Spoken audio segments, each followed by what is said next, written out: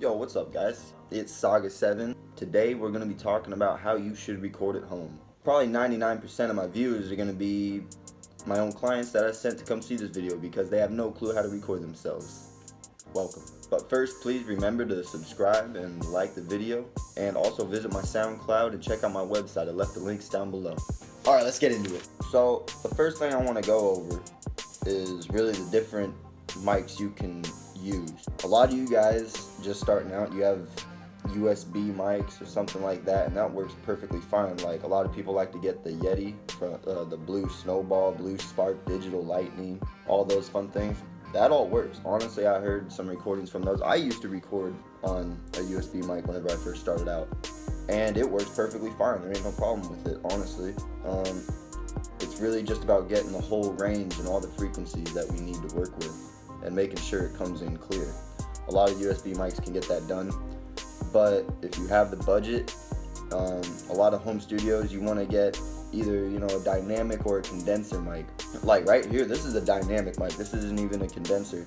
This is my Shure SM58. I've been using it for a good minute now. Apparently you can use it for live and studio situations. The SM57, that's a good studio mic apparently, so you could totally invest in one of those.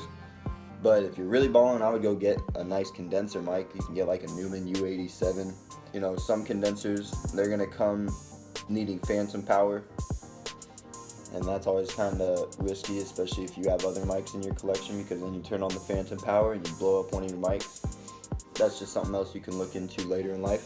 Yeah, if you want to run a dynamic or a condenser mic, you brought fucking pizza.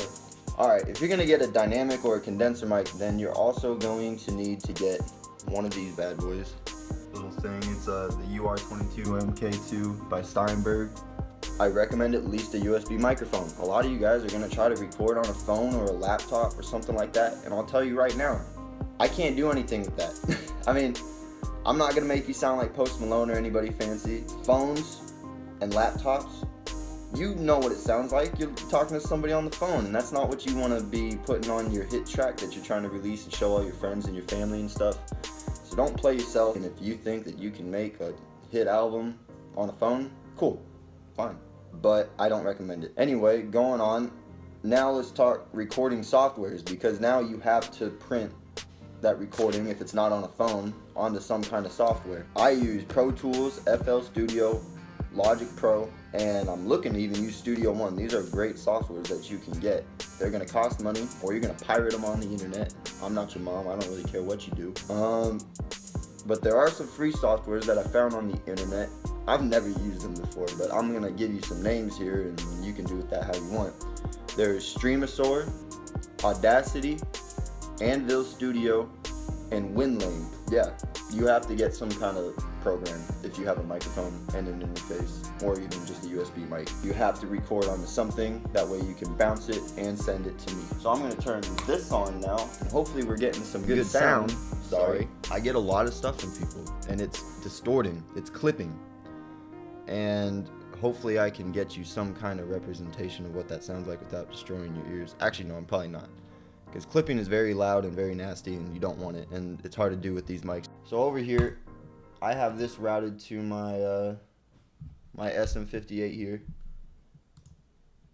and as you can see, it's just getting up to about -15 dB. That would be great. If that was your highest level, that would work out just fine. But whenever I get closer here, you notice it starts getting yellow, and a lot of programs do this. They show you it's getting yellow, and it'll even turn red here in a second. No.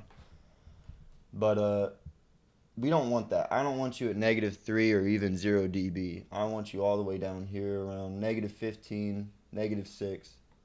That'll be just fine, and that'll sound great. And it gives your mixing engineer, whoever you're sending your vocals to, a lot of room to work with it. There's really a lot of people will tell you that it is dangerous to record at a very low level. That's complete bullshit. A lot of mastering engineers, mix engineers that I've ever talked to in my life, they said it really doesn't hurt to have a low level recording. The only thing you really have to look out for at that point is the background noise coming in. especially if you have a fan or an AC in the background, something going off. If that's becoming as loud as your voice is in the recording, then yeah, we have a problem. And like if there's static that is at the same level as your voice, then it could be a problem. But outside of that, if it's completely quiet and you can still hear your voice clearly, it's fine to record low. So yeah. Alright guys, it's been Saga 7. Please subscribe and like the video. I appreciate you coming and viewing this. Hopefully if you're one of my clients, then you will stick with me and we can work together and we'll have a great time. Deuces.